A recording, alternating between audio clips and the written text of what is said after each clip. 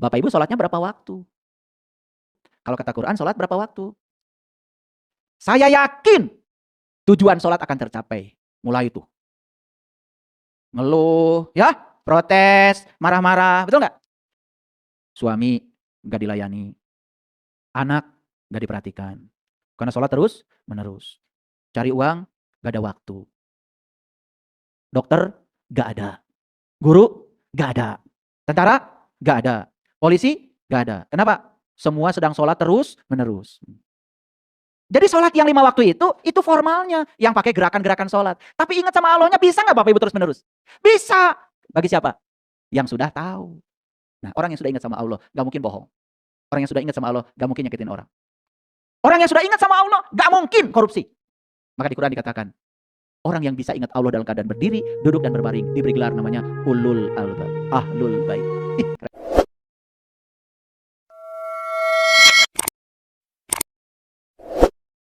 Ada hadis Nabi.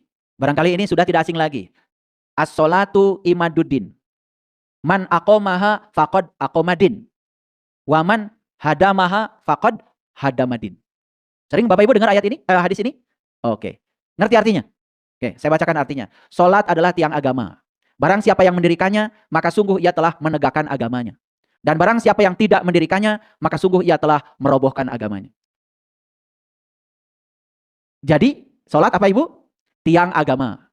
Siapa yang mendirikannya, berarti dia menegakkan agamanya. Siapa yang tidak mendirikannya, berarti dia merobohkan agamanya. Ingat ya, yang dibacakan di hadis ini bukan melaksanakan sholat, tapi mendirikan sholat. Udah saya sampaikan di kajian saya sebelumnya. Ya, melaksanakan dengan mendirikan berbeda. Mendirikan berarti harus berdiri dulu, harus bangkit dulu kesadarannya. Karena sholat itu intisarinya mengingat Allah. Ya, jadi kalau belum bisa mengingat Allah, berarti belum mendirikan sholat. Itu aja. Yuk tanya sekarang pada diri kita masing-masing. Apakah saya sudah menegakkan agama dengan cara mendirikan sholat? Apakah saya sudah masuk pada intisari sholat atau tidak? Dan sholat itu jelas kata Quran. Aqimi sholat li zikri. Sholat itu mengingat Tuhan. Ada koreksi nggak Bapak Ibu? Ada koreksi nggak pada diri kita saat ini? Jangan-jangan saya baru melaksanakan. Saya belum mendirikan. Coba telusuri itu. Nabi Musa di surat Toha diperintahkan sholat. Dari ayat 9 sampai ayat yang ke-14. Silakan catat nama ayat. Sebelum Nabi Musa diperintahkan sholat oleh Allah. Dalam satu perintah dalam Al-Quran. Innani anallah. La ilaha illa ana fa'budni. Wa aqimi sholata li zikri. Nabi Musa itu diundang dulu oleh Allah. Untuk memasuki Al-Muqaddasi Tua. Al-Muqaddasi Tua itu tempat suci. Tua. Dan sebelum Nabi Musa diundang untuk memasuki Al-Muqaddasi Tua. Baitullah yang sejati. Ada perintah buat Musa dari Allah. Fahla na'laika. Lepaskan kedua terompahmu. Terompah itu Bapak Ibu kiri kanan. Benar salah, baik buruk. Itu adalah yang memperbudak kita selama ini. Lepaskan dulu itu. Karena itu yang mengotori jiwa kita. Itu diabadikan di Quran Surah Toha. Pernah membacanya? Pernah membacanya? Pernah menganalisisnya? Nah, loh.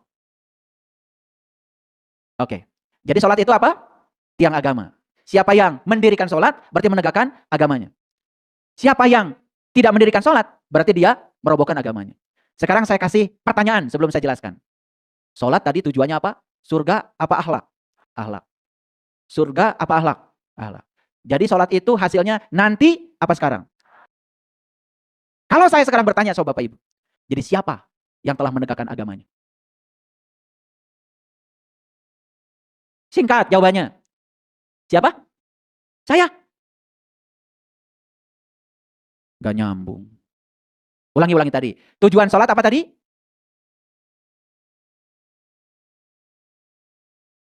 Aqimis sholah, inna sholat tanha anil fasawal munkar. Dirikanlah sholat, karena sholat itu punya kemampuan. Bisa mencegah seseorang yang mendirikannya dari perbuatan keji dan munkar. Clear sampai situ? Itu tujuan apa? Sholat. Nah kalau dirangkum tujuan sholat itu berarti akhlak. Clear? Supaya manusia tidak melakukan perbuatan keji dan munkar. Clear sampai situ? Oke. Sholat itu tiang agama. Siapa yang mendirikannya, maka dia menegakkan agamanya. Dan siapa yang tidak mendirikannya, dia merobohkan agamanya. Jadi siapa yang menegakkan agama itu? Siapa? Yang sudah terbebas dari perbuatan keji dan munkar. Yang akhlaknya sudah beres. Itu yang menegakkan agamanya. Masuk akal? Aduh, bikin kesimpulan gitu aja. Ternyata ya, keterampilan berpikir kita ini memang tidak terlatih. Ulangi. Sholat tujuannya mencegah perbuatan keji dan munkar. Kata siapa? Kata Al-Quran. Jadi tujuan sholat itu ahlak. Ahlak yang mana? Ahlak yang mulia. Clear sampai situ? Kata hadis, siapa yang mendirikan sholat berarti menegakkan agamanya. Siapa yang tidak mendirikannya, merobohkan agamanya. Jadi kalau ada orang, mohon maaf, katanya sudah sholat, tetapi dia masih melakukan perbuatan keji dan munkar. Dia menegakkan agamanya atau merobohkan agamanya? Nah, mulai pintar sekarang. Masuk, masuk. Masuk logikanya. Ini, karena jarang dipakai, ini pikiran memang betul ya. Pikir duit terus. Udah gitu duitnya nggak datang-datang lagi. Jadi masuk akal Bapak Ibu. Nah, kalimat sederhananya adalah ciri orang yang sudah mendirikan sholat itu akhlaknya bagus. Dan orang yang akhlaknya bagus, dia sudah menegakkan agama. Berarti kalau ada orang, mohon maaf ini oknum barangkali, betul nggak? Rajin sholat, ya, tetapi masih melakukan perbuatan yang keji, yang munkar. Bahkan, ya, anak-anak asuhannya sendiri, dia nodai, dia makan. Dia menegakkan agama atau merobohkan agama? Nah, mulai pintar sekarang. Jadi ingin tahu nggak Bapak Ibu, ini orang sudah menegakkan agama atau belum? Gampang nggak ngukurnya? Gimana? Nah, mau ditanya sholatnya berapa rakaat atau lihat akhlaknya? Pintar Bapak Ibu. Soal dia sholatnya berapa rakaat kan bukan urusan kita. Betul nggak? Kan itu urusan dia. Tetapi akhlak itu kelihatan nggak Bapak Ibu dalam hidup? Nah, sekarang saya nanya sama Bapak Ibu. Apakah Bapak Ibu sudah menegakkan agama Bapak Ibu? Apa belum? Mulai ini pertanyaannya lebih spesial lagi. Jawab yang jujur. Sudah belum? Atau pertanyaan diganti. Bapak Ibu ada yang masih suka bohong? Itu keji itu. Bapak Ibu ada yang masih suka membicarakan keburukan orang lain? Itu keji itu. Fitnah itu. Ada yang suka menyakiti orang lain nggak Bapak Ibu? Keji itu. Padahal sudah melaksanakan sholat. Itu berarti sesungguhnya kita belum mendirikan sholat. Clear sampai sini? Clear? Nah, jadi gampang hitung ngukur orang. Dia itu sudah menjalankan hadis Nabi ini atau belum? Gampang Bapak Ibu. Ada orang bicara di mimbar agama. Tapi yang dia bicarakan itu adalah menghujat orang. Memaki-maki orang. Menebarkan kebencian. Itu termasuk keji nggak Bapak Ibu? Tapi ada nggak yang kayak gitu? Apakah dia menegakkan agama atau merobohkan agamanya? Oke, sekarang saya mau bertanya lebih dalam lagi. Bapak Ibu merasa sedih nggak sekarang? Kalau anak-anak muda yang sekarang ini sangat meremehkan agamanya. Jadi, dan kenapa mereka tidak menghargai agamanya? Apa yang salah dengan agamanya? Apakah salah agamanya atau salah para penganutnya? Begitu tidak ada keteladanan lagi, begitu tidak ada lagi yang bisa dibanggakan, wajar gak kalau mereka tidak menghormati agamanya? Pernah dengar gak Bapak Ibu? Kasus-kasus yang sekarang sedang berkembang. Konon katanya bahkan haji yang disebut perjalanan suci pun bisa dipermainkan. Padahal itu adalah perjalanan suci. Saya yakin itu. Yang ngurusnya sholat. Yang berangkat juga sholat. Pada rajin. Tapi kenapa itu terjadi? Kira-kira jawabannya sudah terjawab Bapak Ibu? Ayat yang tadi. Siapa yang menjanjikan kejahatan dan kemiskinan? Siapa yang menjanjikan ampunan dan keutamaan? Pintar ya Bapak Ibu tuh ya kalau ditanya. Pintar. Mulai pintar ya, mulai waras ya. Oh, alhamdulillah. Ini ayatnya Bapak Ibu. Coba lihat sini. Jadi menurut Al-Qur'an nih, surat Surat Toha ayat 14. Coba baca Bapak Ibu. Barangkali ada yang belum pernah baca ayat ini. Sesungguhnya aku ini adalah Allah. Tidak ada Tuhan selain aku. Maka sembahlah aku dan dirikanlah sholat untuk mengingat aku. Jadi Bapak Ibu, sholat itu mengingat siapa? Allah. Bapak Ibu sholatnya mengingat siapa? Mulai nggak jujur kalian itu. Harusnya sholat itu mengingat siapa? Harusnya. Faktanya sampai hari ini. Bapak Ibu sholat mengingat apa? Jadi Bapak Ibu sudah mendirikan sholat atau baru melaksanakan sholat? Jadi berlawanan nggak dengan perintah Allah dalam Al-Quran? Berhasil nggak mencegah perbuatan keji dan munkar? Berhasil nggak menegakkan agama? Jadi jangan-jangan yang meruntuhkan dan merogohkan agama kita adalah kita sendiri pemeluknya. Cuman kita tidak sadar. Kembali lagi, sadar. Clear sampai sini?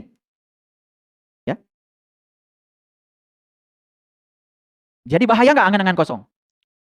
Bahaya. Sekarang saya mau nanya Bapak Ibu. Lihat saya semua. Atau baca dulu deh, ini surat Al-Ma'arij. Ya, surat Al-Ma'arij ayat 19 sampai 23. Catat ya, 19 sampai 23. Yuk kita baca sama-sama ya, dalam hati aja nggak usah keras-keras. Sesungguhnya manusia itu diciptakan bersifat keluh kesah, lagi kikir. Yes? Yes apa tidak? Siapa yang yes? Nah gitu. Manusia bukan saya. Nah itu manusia di sini. Jelas ya? Ulangi lagi. Sesungguhnya manusia diciptakan bersifat keluh kesah lagi kikir. Innal insana khuliqa halu'a. Makanya ada kata halu'a. Halu, nah, halusinasi. Halu itu angan-angan kosong, ya. Lanjut dulu. Iza masahu saru jazua. Apabila ia ditimpa kesusahan, ia berkeluh kesah. Yes? Siapa yang yes? Wa iza masahul khairu manua. Tapi apabila ia mendapatkan kebaikan, ia kikir. Kan suka gitu ya kalian? Doakan ayah guru. Tanah saya laku. Saya nanti mau bantu untuk membangun peradaban. Yes.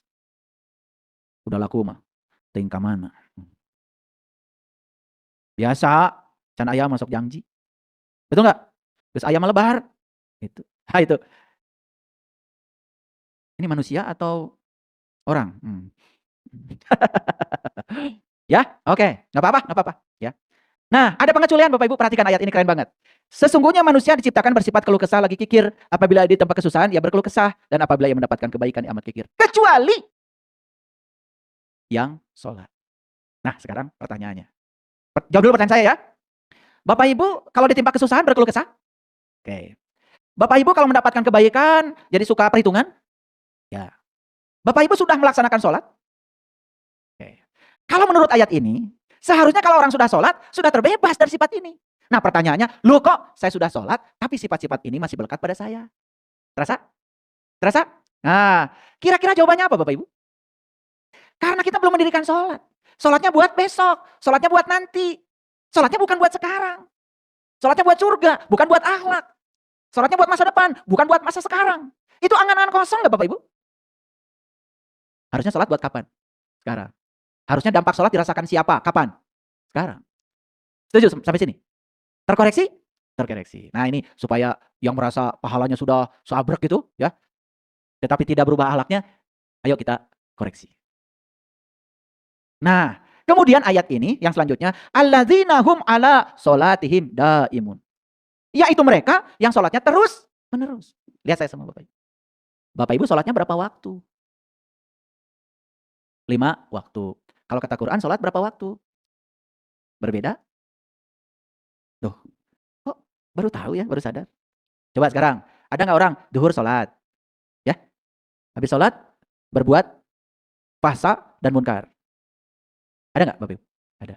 Itu perbuatan dilakukan ketika sholat atau setelah selesai sholat? Siapa yang begitu? Nanti asar sholat nggak? Sholat. Ketika sholat bohong nggak? Enggak. Ketika sholat korupsi nggak? Enggak. Ketika sholat selingkuh nggak? Enggak. Nah, perbuatan keji dan munkarnya itu Bapak Ibu dilakukan kapan? Di antara waktu sholat. Inilah bahayanya sholat 5 waktu. Karena sholat itu harusnya terus, menurut kata siapa? Surat apa? Ayat berapa? Catat, ayat 23. Udah dicatat? Nah, loh, kok sholat 5 waktu? Nah, yang 5 waktu itu Bapak Ibu, itu ngecasnya. Yang 5 waktu itu adalah ngecasnya. Dan hasil ngecas itu harusnya dibawa kan? Nah, kalau dia mampu membawa hasil ngecas, duhur, dicas, dibawa ingatannya sampai asar. Dia jaga dari perbuatan keji dan munkar, berarti sholatnya terus menerus. Jadi Bapak Ibu, orang yang habis sholat tapi melakukan perbuatan keji dan munkar, sholatnya hanya 5 waktu. Harusnya sholatnya terus menerus. Jadi mau bohong, saya kan sholat. Mau menolak kenyataan hidup, kan saya sholat. Itu nggak Bapak Ibu sholatnya? Mau membicarakan orang, kan saya sholat. Nah coba sekarang Bapak Ibu, sholatnya ditambah. Bukan 5 waktu, tapi terus menerus. Saya yakin tujuan sholat akan tercapai.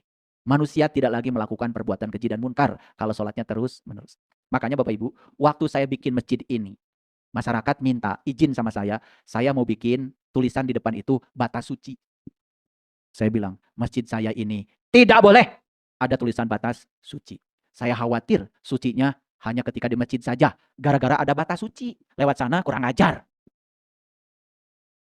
Jadi kenapa sampai sekarang tidak ada tulisan batas suci? Saya punya visi, punya misi. Kesucian itu yang dilakukan di masjid. Tidak usah dibatasi di situ. Bawa ke sana. Bawa keluar masjid. kalian tetap suci dimanapun kalian berada. Itu tujuan saya. Makanya barangkali hanya satu-satunya di dunia ini masjid yang tidak ada tulisan batas suci. Karena di masjid ini kesucian tidak dibatasi. Jangan-jangan yang melakukan tindakan keji dan munkar itu gara-gara batas suci itu.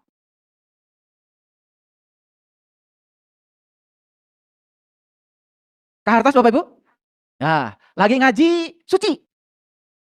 Tapi keluar dari pintu sana, gara-gara ada batas suci, mulai itu ngeluh, ya, protes, marah-marah, betul nggak? Jarang Bapak Ibu di masjid orang korupsi. Jarang di masjid Bapak Ibu orang berbohong, apalagi lagi sholat. Kan dia bohongnya tuh setelah sholat. Gara-gara apa itu? Satu, gara-gara sholatnya 5 waktu. Yang kedua, gara-gara batas suci. Ketawa Bapak Ibu ya. Baru sadar. Ih, kalau sudah batas suci itu, awas, awas, awas, awas. Ih, suci banget. Oke, sampai sini ngerti Bapak Ibu? Nah, jadi kira-kira apa kaitannya dengan judul kita? Tertipu angan-angan kosong. Sudah masuk? Nah, ini baru contoh Bapak Ibu, sholat. Belum lagi haji, belum lagi saum, belum lagi yang lain. Kalau saya bahas nggak cukup waktu. Jangan-jangan yang kita lakukan selama ini keluar dari tujuannya. Kenapa? Kita tertipu oleh angan-angan kosong. Yang dikejar oleh kita jangan-jangan cuma surga dan pahala. Sampai lupa dampaknya apa buat kehidupan kita saat ini. Itu maksud saya. Jadi Nabi Muhammad diutus untuk apa tadi? Menyempurnakan akhlak. Untuk menyempurnakan akhlak Nabi Muhammad ya ditugaskan mengajarkan apa Bapak Ibu? Syahadat. Ditugaskan mengajarkan apa? Salat. Terus zakat. Terus saum. Terus haji. Paham ya? Nah, sekarang jawab pertanyaan saya. Berarti itu rukun Islam yang 5 itu tujuan atau alat? Belum bisa menjawab? Tujuan apa alat? Alat. Tujuannya apa? Tujuannya akhlak. Kan Nabi Muhammad bilang, aku diutus ke dunia untuk menyempurnakan akhlak. Instrumennya, alatnya sudah disediakan. Nah, kenapa kok alat-alat ini sudah dipakai, tetapi tujuan belum tercapai? Bisa dijawab? Cara menggunakan alatnya kurang tepat. Berarti harus apa Bapak Ibu? Harus belajar lagi kan? Itu. Mau belajar lagi? Aduh, sudah 60 tahun. 70 tahun. Betul nggak? Iya. Oke. Bapak Ibu lihat ayat ini. Ini surat Al-Ankabut boleh dicatat, ayat 45. Perhatikan ya, ini saya bacakan. Bacalah apa yang telah diwahyukan kepadamu, yaitu kitab. Jadi Allah menyuruh kita membaca kitab. Ingat ya Bapak Ibu, kitab itu tidak terbatas pada Al-Quran. Nabi Muhammad disuruh baca kitab. Pada saat itu Qurannya belum ada. Bahkan di zaman Rasulullah masih hidup. Jangan-jangan ya wujud Quran yang sekarang ada ini kan belum ada. Kan itu juga baru dikumpulkan di zaman Khalifah Utsman bin Affan. Berarti kitab yang dimaksudkan berarti jauh melampaui itu Bapak Ibu. Dan kitab itu ada pada diri kita. Kitab sejati yang sebenarnya tiada lain adalah Allah yang ada di dalam diri kita masing-masing. Oke Bapak Ibu. Nabi Muhammad sholat dulu, Isra Mi'raj dulu. Jadi Isra Mi'raj itu intisarinya kan sebetulnya adalah pertemuan. Betul? Bertemu dengan siapa? Bertemu dengan Allah. Bertemu dulu, ingat dulu Bapak Ibu. Bertemu dulu baru ingat. Masuk akal? Masuk akal. Ingat dulu, bertemu dulu Bapak Ibu. Oh, berarti waras ya. Biasanya kalau anak kecil kalau dibalik pertanyaannya biasanya beda jawabannya. Ya. Ini pertanyaan ibu bapak biasanya. Sayang sama mama, sayang sama papa. Nah, sudah tahu anak itu pasti jawab yang terakhir. Karena udah nggak ingat lagi yang mana mama. Sayang sama papa. Nah, dibalikin lagi. Sayang sama papa, sayang sama mama karena mamanya punya muatan. Betul nggak? Karena anaknya kuat, maka tetap aja sayang sama papa. Berarti kan ada masalah apa tuh dengan mamanya? Betul nggak? Udah dibolak-balik kan jawabannya tetap papa gitu ya. Nggak ada masalah kan dengan mama? Betul nggak Bapak Ibu? Pernah nanya begitu? Ini pengalaman itu ya. Oke, lanjut dulu. Jadi, jawab pertanyaan saya. Isra Mi'raj dulu, sholat dulu. Oke. Ketemu dulu, nyembah dulu. Oke. Ketemu dulu, ingat dulu. Masuk akal kan? Ketemu dulu baru ingat. Kan nggak mungkin kan? Bisa mengingat nggak ketemu. Clear? Iya. Kalau gitu, baca kitab dulu, sholat dulu. Nah, cocok kan dengan ayat ini? Baca kitab dulu, kalau nama baca itu pasti melihat kan? Oke? Baru mendirikan sholat. Clear? Clear. Sesungguhnya sholat itu mencegah keji dan munkar. Loh, kok ada orang sholat tetapi masih melakukan keji dan munkar? Berarti urutannya gak tepat. Makanya di ayat ini ada kata-kata yang sangat luar biasa Bapak Ibu, perhatikan. Wala zikrullahi akbar. Sesungguhnya mengingat Allah sangat besar. Tadi sholat berapa waktu? Terus menerus. Kalau sholat yang pakai gerakan terus menerus, ada gunanya gak Bapak Ibu? Suami gak dilayani. Anak gak diperhatikan. Karena sholat terus menerus. Cari uang gak ada waktu. Dokter gak ada. Guru gak ada. Tentara gak ada. Polisi gak ada. Kenapa? Semua sedang sholat terus menerus. Jadi sholat yang 5 waktu itu formalnya. Yang pakai gerakan-gerakan sholat. Tapi ingat sama Allahnya, bisa nggak Bapak Ibu terus menerus? Bisa. Bagi siapa? Yang sudah tahu. Nah, orang yang sudah ingat sama Allah, nggak mungkin bohong. Orang yang sudah ingat sama Allah, nggak mungkin nyakitin orang. Orang yang sudah ingat sama Allah, nggak mungkin korupsi. Maka di Quran dikatakan, orang yang bisa ingat Allah dalam keadaan berdiri, duduk dan berbaring, diberi gelar namanya ulul albab, ahlul bait. Ih, keren banget. Mau nggak Bapak Ibu kayak gitu? Nggak akan keluh kesah lagi, nggak jengkel lagi. Ya, dikasih uang berapapun sama suami, bersyukur. Saki ya.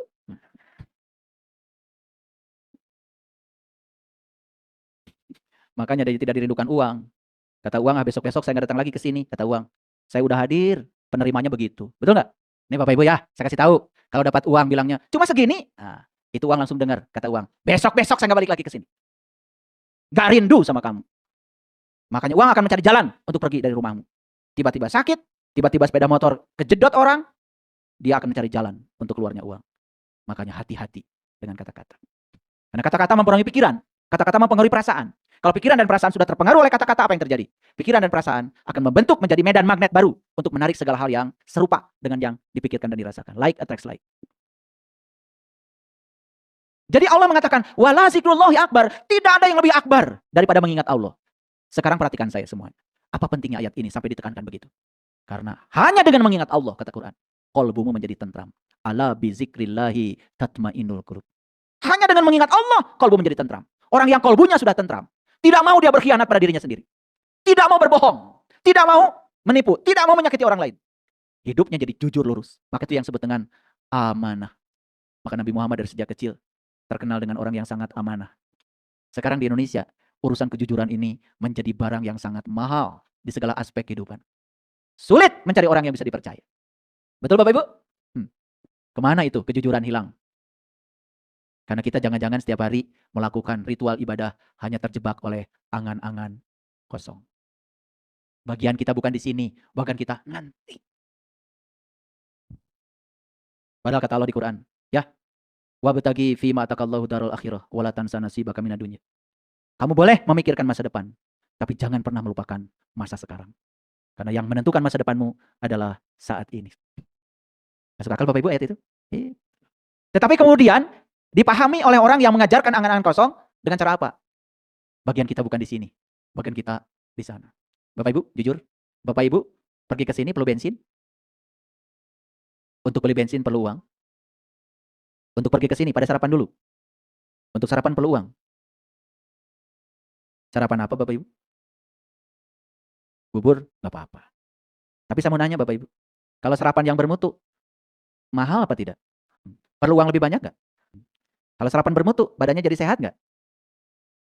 Bapak Ibu, uang bukan segalanya. Tetapi segalanya butuh uang.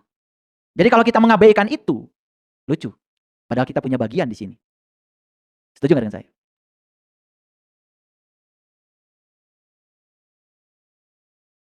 Hidup ini perlu kenyamanan nggak Bapak Ibu? Perlu. Kenyamanan perlu uang nggak Bapak Ibu? Perlu. Baju yang nyaman, biasanya harganya lebih tinggi atau lebih rendah? Pakai baju yang nyaman atau yang gatal-gatal? Nyaman. Jadi masuk akal nggak kalau kita oleh Allah diberi bagian di sini? Ya, oke. Jadi jangan percaya sama angan-angan kosong yang menjanjikan seolah-olah bagian kita bukan di sini. Ya, oke sampai sini. Oke, lanjut. Nah,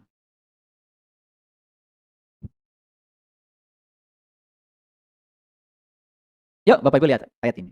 Ini surat An-Nisa nih 117. In yad'una min dunihi illa inasan. Wa in yad'una illa syaiton marida. Yang mereka seru selain Allah tidak lain hanyalah berhala. Dan mereka tidak lain hanyalah menyeru syaitan yang durhaka. Jadi di dalam bahasa Arab, inasan itu artinya berhala. Lalu ayat selanjutnya, An-Nisa 118. Yang dilaknati Allah dan setan itu mengatakan, aku pasti akan mengambil bagian tertentu dari hamba-hambamu. Jadi ayat ini mengajarkan kepada kita bahwa ya, setan tadi, sumber angan-angan kosong akan terus-menerus ya mempengaruhi kita sehingga kita percaya dengan angan-angan kosong itu. Di ayat yang ke-119, dan aku benar-benar akan menyesatkan mereka, itu kata setan. Ingat ya, setan bukanlah entitas yang di luar diri kita. Siapa setan tadi? Ya, pikiran yang tidak terkendali oleh kesadaran. Setan itu wujud nyatanya adalah diri palsu kita sendiri. Setan itu adalah rahwana, sidasamuka. Ya, yaitu diri manusia yang kehilangan kesadaran. Clear sampai situ? Oke. Dan aku benar-benar akan menyesatkan mereka dan kubangkitkan angan-angan kosong pada mereka. Jadi Bapak Ibu, jangan-jangan selama ini kita ini tidak mengikuti Allah, lebih banyak mengikuti diri palsu kita. Lalu akibatnya apa? Akibatnya nampak ya. Tadi kalau yang menjanjikan kemiskinan, yang menjanjikan kejahatan, siapa? Setan. Yang menjanjikan keutamaan, yang menjanjikan pengampunan, siapa? Allah. Silakan Bapak Ibu. Lebih banyak di pengampunan dan keutamaan, atau lebih banyak di kesusahan, penderitaan, kemiskinan, dan kejahatan? Di situ sebetulnya sederhana. Kalau saya belajar seperti itu Bapak Ibu, apakah saya sudah mengikuti Allah, atau jangan-jangan saya hanya mengikuti diri palsu saya? Hasilnya berbeda. Hasilnya berbeda. Jadi lihat aja hasilnya seperti apa. Kalau hari ini kita masih melakukan fahsya, kejahatan, kalau hari ini kita masih terjebak oleh segala bentuk penderitaan, berarti refleksinya, jangan-jangan saya lebih banyak mengikuti diri palsu saya. Itu yang tidak disadari oleh kebanyakan orang. Dan sekarang saya buka rahasia ini di kajian ini. Bahkan setan itu mengatakan begini, kusuruh mereka memotong telinga binatang ternak. Ini bahasa simbolik. Kalau dengar binatang ternak, langsung Bapak Ibu yang terpikirkan ayam, kambing. Betul nggak? Padahal binatang ternak itu hakikatnya adalah sesuatu yang diurus. Dimandikan, dikasih makan, dikasih baju, dimobilin, kasih sepeda motor, dikerudungin, kasih kacamata. Betul nggak? Kasih cincin, kasih tas, kasih lipstick, kasih shadow, kasih merah-merah. Udah ketemu sekarang binatang ternak. Siapa itu? Jadi setan itu mengatakan, dan akan aku suruh mereka memotong telinga mereka. Kalau telinga ini dipotong, berarti telinga ini hilang. Sebetulnya bahasa simboliknya, akan ditutup kemampuan mereka untuk mendengarkan. Makanya di Quran Allah mengatakan, allazina yastami'unal qaul fayattabi'una ahsanahu ulaika hadahumullah. Orang yang sudah terpotong pendengarannya, orang yang sudah tidak mau mendengar lagi apa kata orang, dia merasa dirinya paling benar. Dia terjebak oleh angan-angan kosong, kata Allah. Selamanya tidak akan pernah mendapatkan hidayah. Dan selamanya tidak akan menjadi ulul albab. Bapak Ibu. Bapak Ibu hari ini sudah berinvestasi. Menggunakan harta yang Allah berikan pada Bapak Ibu. Wujudnya adalah pendengaran. Hadir di sini, mendengar di sini. Kalau tidak ada yang masuk lewat pendengaran, otak kita juga tidak bisa mengolah apa-apa. Apa yang didengar, diolah oleh otak. Kata Quran, fayattabi'una ahsanahu. Tidak cukup hanya mendengar. Ikuti apa yang kamu dengar. Ulaika hadahumullah. Maka hidayah Allah di depan matamu. Ulaika hum ulul albab. Dan kamu akan menjadi seseorang yang disebut ulul albab. Yaitu mereka yang bisa mengingat Allah, berdiri, duduk, dan berbaring. Sholatnya terus menerus. Bukan hanya 5 waktu. Kalau sholat terus menerus, terjaga dari perbuatan keji dan munkar sepanjang waktu. Kira-kira selamat gak Bapak Ibu? Itu orang-orang yang celaka Bapak Ibu. Ngebut, siksa. Ada gak yang ngingetin dari dalam? Ada. Gak usah ngebut, nanti juga nyampe. Sudah, yang penting bergerak maju, tidak usah bergerak cepat. Kata intuisi, kata kesadaran. Tapi dia dikendalikan oleh ambisi ego. Pengen cepat nyampe. Pengen paling dahulu nyampe. Pengen berkompetisi. Bahwa saya lebih hebat, lebih jago. Saya bisa mengendalikan mobil dengan hebat. Saya bisa mengendalikan sepeda motor dengan hebat. Nanti dipuji sama orang kalau saya sampainya duluan. Itulah ego. Ego tidak suka sesuatu yang alami. Ego inginnya, semua ingin lebih cepat. Ingin paling hebat, ingin paling besar. Lihat Bapak Ibu saya semuanya. Orang yang korupsi adalah mereka yang masih merasa kekurangan. Dan mereka tidak merasa puas dengan yang mereka miliki saat ini. Dia terus, sekalipun itu bukan haknya. Siapa yang mengendalikan dia? Kesadaran atau ambisi ego? Siapa yang mengendalikan dia? Allah apa setan? Paham Bapak Ibu? Jadi harusnya, kalau semua manusia mendengarkan suara kebenaran, mendengarkan intuisi dalam dirinya, harusnya tidak ada manusia yang celaka. Harusnya semua manusia hidupnya selamat. Harusnya semua manusia hidupnya baik-baik saja. Yuk sekarang jujur Bapak Ibu. Ya, pernah nggak ada yang mengajak bisnis sama Bapak Ibu? Dan orang itu sekarang sudah berhasil. Dan Bapak Ibu masih jalan di tempat. Karena saat itu digoda oleh pikiran. Dan mengatakan, takut rugi. Saya mah cukup segini aja. Pernah? Silakan. Koreksi. Bapak Ibu dulu pernah mungkin satu kelas dengan teman-teman waktu SD. Ada teman yang pintar, cerdas, rajin belajar. Dan dia bisa mencapai kesuksesan hari ini. Dan saat itu kita tidak mau mengikuti yang seperti itu. Kenapa? Kita lebih berfokus pada kemalasan, Tidak mau belajar, karena belajar tidak nyaman. Siapa sebetulnya yang membedakan nasib kita? Allah atau diri kita? Stop mengatakan itu dari Allah. Stop mengatakan itu takdir. Tidak mungkin Allah yang maha pengasih, maha penyayang mendorong kita untuk menjadi kekurangan, kesulitan, banyak konflik. Semua yang terjadi pada diri kita, itu adalah buah tangan kita sendiri. Oke. Apa yang diperintahkan oleh setan? 1, kata setan, aku akan menyesatkan mereka. 2, akan kubangkitkan angan-angan kosong. 3, akan kusuruh mereka memotong telinga mereka. 4, akan aku suruh mereka mengubah ciptaan Allah. Bapak Ibu, coba Bapak Ibu lihat tanaman di sekitar rumah aja. Ada yang punya taman di rumah? Acungkan tangan. Yes. Ada berapa pohon di rumah? Nggak kehitung. Jadi artinya banyak kan? Oke. Tumbuh nggak pohon itu? Tumbuh. Cepat apa perlahan? Perlahan. Tidak ada hari ini nanam bunga, besok udah berbunga. Ada nggak gitu? Tidak ada. Ya? Apa? Iya. Tapi itu kan selamanya lewat proses. Percaya? Oke. Jadi semua yang Allah ciptakan itu berproses secara alami. Kalau ada petani yang ingin pohonnya lebih cepat tumbuh, dia nanam pohon cabai, ingin cepat tumbuh, tarik-tarik aja. Berbuah atau mati. Paham dari situ? Tapi Bapak Ibu selalu ingin lebih cepat? Ingin memiliki lebih banyak? Selalu ingin lebih baik dari orang lain? Udah stop, itu ambisi ego. Sekarang jadilah versi terbaik dari diri kita sendiri. Saya tidak perlu bergerak cepat, saya hanya perlu bergerak maju. Saya hanya perlu tumbuh, menikmati setiap proses. Tujuan kita bukan hasil, tujuan kita adalah proses itu sendiri. Nikmati perjalanan hidup ini dengan penuh kegembiraan. Jangan melekat pada hasil, jangan terjebak ekspektasi, itu angan-angan kosong. Tidak ada kesempurnaan, yang ada dalam hidup adalah totality, totalitas. Lakukan semuanya dengan kesungguhan saat ini. Yang tampil hari ini punya masa depan, yang tidak tampil hari ini dia tidak punya masa depan. Jadi semakin jelas kalau di Quran dikatakan walal akhiratu khairul laka minal ula. Masa depan itu lebih bagus daripada masa sekarang. Kalau saat ini kita melakukannya. Kalau saat ini kita melakukan perubahan. Kalau saat ini kita melakukan aksi yang produksi. Tapi kalau saat ini kita tidak melakukan apa-apa, ayat itu tidak berlaku. Tidak ada yang punya masa depan dengan mengorbankan saat ini. Baik Bapak Ibu, ada satu pertanyaan yang harus dijawab oleh Bapak Ibu. Bayaran untuk sukses di masa depan atau di masa sekarang? Ulangi ya. Bayaran untuk sukses di masa depan atau di masa sekarang? Di masa sekarang. Suksesnya mungkin di masa depan. Tetapi bayaran untuk sukses di masa sekarang. Setuju? Oke. Apa yang harus dilakukan di masa sekarang? Coba, kalau Bapak Ibu punya buku, punya uang banyak. Tertarik untuk pengembangan diri atau tertarik untuk menghiasi fisik diri? Pengembangan diri? Oh, bagus. Tertarik beli buku yang bisa mengubah cara berpikir kita atau tertarik beli emas yang memberatkan badan kita? Coba sekarang Bapak Ibu hitung. Berkah yang Allah berikan itu berapa persen untuk dari sini ke atas dan berapa persen dari sini ke bawah? Pernah hitung? Ada yang menghitung Bapak Ibu? Kalau berkah dari Allah digunakan untuk dari leher ke atas 25%, untuk dari leher ke bawah 75%, bersiap-siaplah menderita. Ada yang menghitungnya? Hebat ya, bisa dihitung begitu persentasenya. Tapi kalau dia menggunakan berkah Allah dari sini ke atas 75%, dari sini ke bawah 25% saja, dia punya masa depan.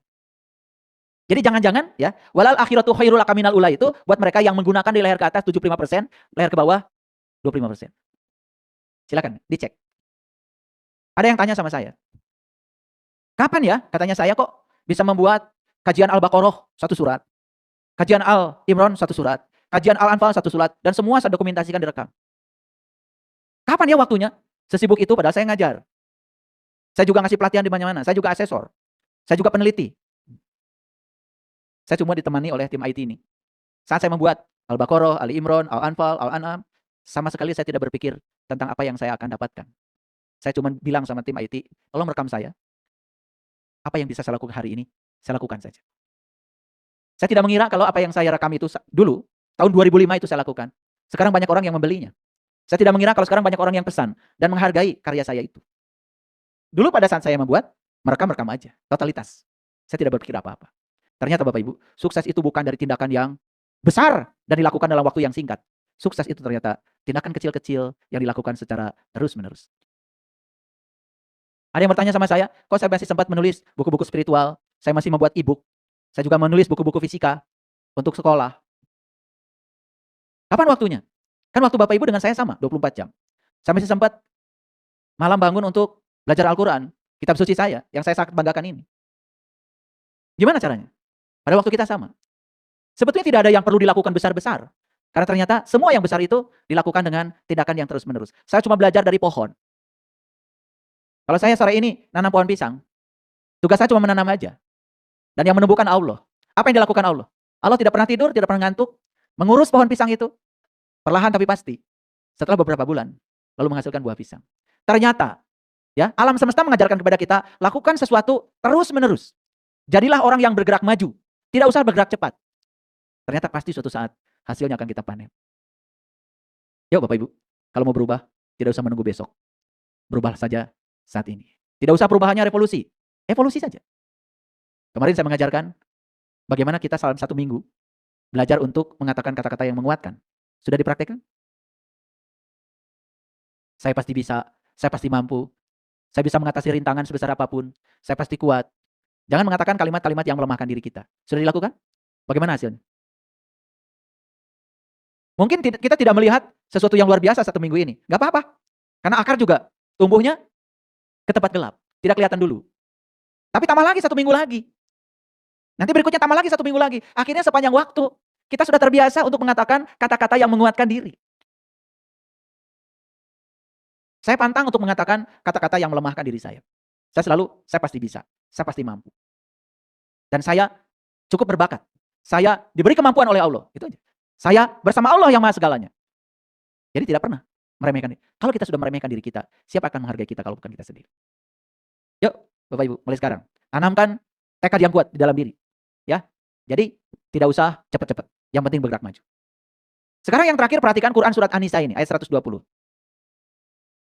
Setan itu memberikan janji-janji kepada mereka dan membangkitkan angan-angan kosong pada mereka. Padahal setan itu tidak menjanjikan apa-apa pada mereka selain tipuan belaka. Jadi yang dijanjikan setan itu Bapak Ibu, semuanya itu tipuan. Dan kalau kita mengikuti dia, berarti kita tertipu. Salah siapa? Salah yang menipu, salah yang tertipu. Yang paling besar salahnya Bapak Ibu, yang tertipu. Kenapa tertipu? Bodoh. Jadi kalau kita tertipu, berarti pesan semestanya, oh saya harus belajar lagi, berarti saya masih bodoh. Jadi Quran mengatakan, illa gururon. Gurur itu tipuan. Dan sekarang saya pastikan, saya kuatkan, yang disampaikan setan itu bukan kenyataan. Tapi itu hanya tipuan belaka.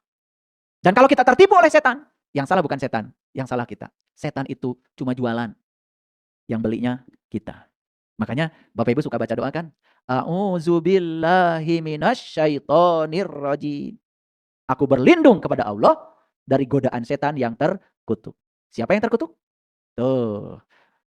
Gak lulus ngajinya. Ada orang jualan racun. Dibeli sama Bapak Ibu. Dan racunnya dimakan. Mati. Siapa yang terkutuk? Yang jualan, yang beli. Kan setan itu cuma jualan Bapak Ibu. Itu kalimat dibaca berulang-ulang bertahun-tahun gak ngerti-ngerti. Ulangi. A'udzubillahi minasyaitonirrajim. Aku berlindung kepada Allah dari godaan setan yang terkutuk. Siapa yang terkutuk? Itu kalimat kalian baca berulang-ulang gak ngerti? Ya Allah, setan. Kan setan cuma jualan. Cuma nawarin. Betul nggak? Iya. Yang terkutuk itu yang tergoda setan. Ulangi, siapa yang terkutuk? Setan atau yang tergoda setan? Catat. Ngaji bertahun-tahun gak jelas. Ngakunya aja sudah one day one juz. Ta'udnya aja gak lulus. Apalagi bismillahirrahmanirrahimnya. Betul? Ulangi. Aku berlindung kepada Allah dari godaan setan yang terkutuk. Siapa yang terkutuk? Yang tergoda oleh setan. Clear? Satu pertanyaan saya lagi. Kenapa dia tergoda oleh setan? Masih kayak tadi lagi ngulang-ulang. Coba baca kalimatnya. A'udzubillahi minasyaitonirrajim. Kita mikir ente. Coba. A'udzubillahi minasyaitonirrajim. Aku berlindung kepada Allah Dari godaan setan yang terkutuk. Siapa yang terkutuk? Yang tergoda oleh setan. Kenapa dia tergoda oleh setan? Gagal berlindung kepada Allah. Kan jawabannya ada di situ. Kumaha ieu teh. Pengen nyubit sama kalian itu. Itu dibaca berulang-ulang, ya Allah. Makanya kalian tuh sibuk memperbaiki. Itu aja. Jadi tertipu angan-angan kosong. Ya kalau kita bacanya tidak seperti orang Arab, kita bukan orang Arab. Tapi yang paling penting itu pesannya dari tahun itu. A'udzu billahi minasyaitonir rajim. Syak, syak. Tapi gue ditanya, apa sih maknanya? Gak tahu. Siapa yang terkutuk? Setan. Kata setan, emang gue pikirin. Kan setan itu memang tugasnya nawarin. Betul nggak? Paham sekarang? Itu ngaji dari dulu, belajar tahun. Ternyata pesannya belum nyampe. Jadi kalau begitu, siapa yang terkutuk? Yang tergoda oleh setan. Kenapa terkutuk? Gagal berlindung kepada Allah. Satu pertanyaan lagi. Kenapa gagal berlindung kepada Allah? Karena dia tidak tahu dan kenal kepada Allah. Bahkan Allah tempat dia berlindung hanyalah Allah, buatan dia sendiri. Jadi setan itu pintar bikin Tuhan. Menurut pikiran dan persepsinya sendiri. Makanya itulah Bapak Ibu, pentingnya kita tahu dan kenal kepada Allah. Supaya kita berlindungnya kepada Allah yang asli, bukan Allah yang buatan pikiran kita sendiri. Jadilah kita tidak akan tertipu oleh angan-angan kosong. Sebetulnya saya mau bikin judulnya awalnya tertipu oleh setan. Tapi setelah saya mikir-mikir, tengah malam ini kayaknya terlalu vulgar. Karena setan itu sumber angan-angan kosong, maka saya ganti judulnya lebih sopan sedikit, lebih lembut, tertipu angan-angan kosong. Itu sebetulnya, jujur ya saya bilang, sebenarnya awalnya itu tertipu oleh setan. Dan sekarang Bapak Ibu udah punya kesimpulan ya, siapapun yang masih tertipu oleh setan, karena dia gagal berlindung kepada Allah. Dan kenapa mereka gagal berlindung kepada Allah? Karena mereka nggak tahu dan kenal kepada Allah. Terima kasih. Assalamualaikum warahmatullahi wabarakatuh.